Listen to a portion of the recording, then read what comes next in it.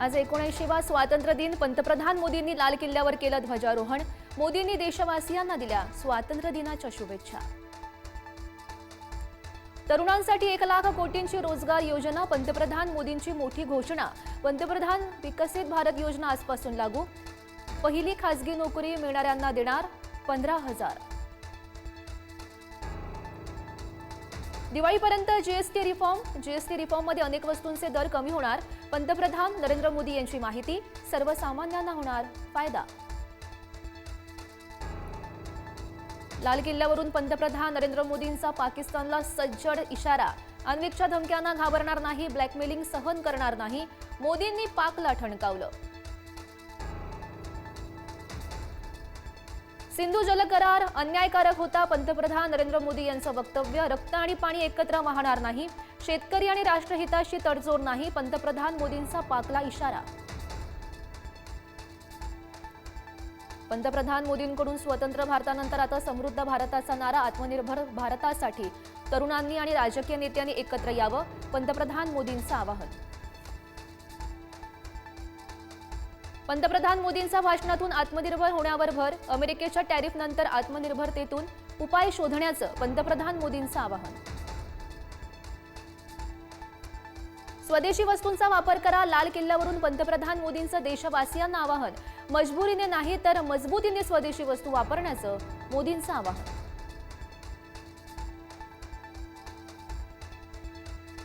आत्मनिर्भरतेवर गगनयान मोहीम राबवणार. पंतप्रधान मोदींची मोठी घोषणा. अंतराळात भारताचं स्पेस स्टेशन उभारणार असल्याची पंतप्रधान मोदींची माहिती. भारताची अर्थव्यवस्था लवकरच जगात 3ऱ्या स्थानी येणार. पंतप्रधान मोदींनी व्यक्त केला विश्वास. जगासाठी भारतीय अर्थव्यवस्था आश्वासक. मोदींचं वक्तव्य. आरएसएस जगातलं सर्वात मोठं एनजीओ. संघाचा 100 वर्षांचा इतिहास प्रेरणा देणारा. पंतप्रधान नरेंद्र मोदींकडून संघाचं कौतुक.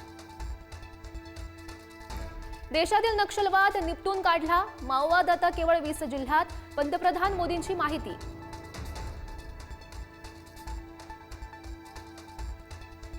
घुसखोरांचा देशातील जमीन बळकावण्याचा प्रयत्न. घुसखोरांचं षडयंत्र देश सहन करणार नाही. पंतप्रधान मोदींचा सज्जड इशारा.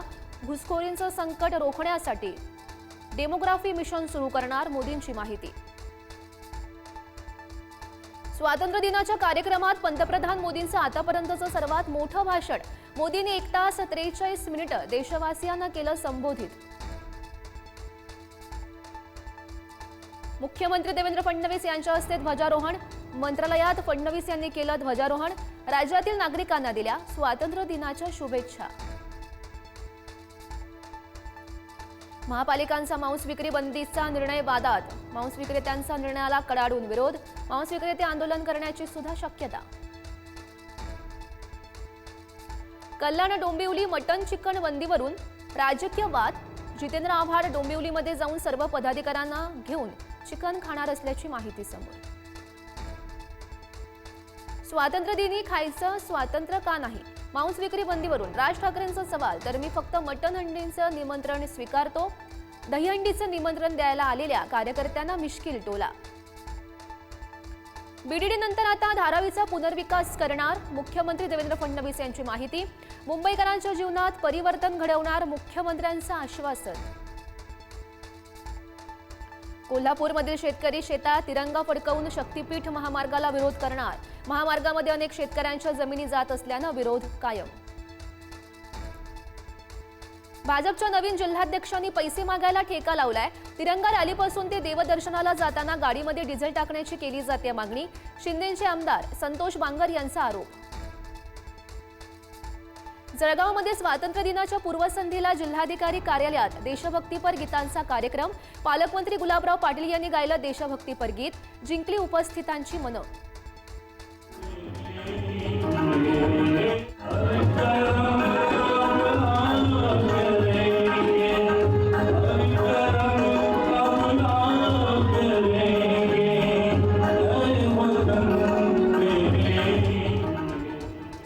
इलेक्ट्रिक वाहनधारकांना मोठा दिलासा. स्वातंत्र्य दिनापासून इलेक्ट्रिक प्रवास टोल फ्री होणार.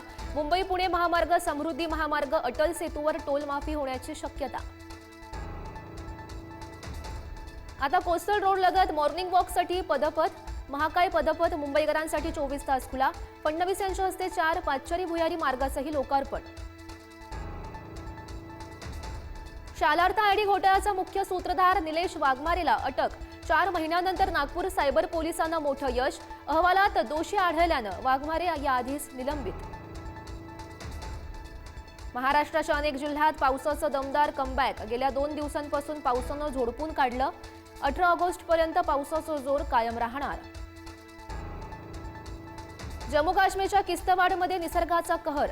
ढगफुटी होऊन विनाशकारी पूर. आतापर्यंत तब्बल 40 जणांचा मृत्यू. अनेक जण ढिगाऱ्याखाली अडकल्याची भीती.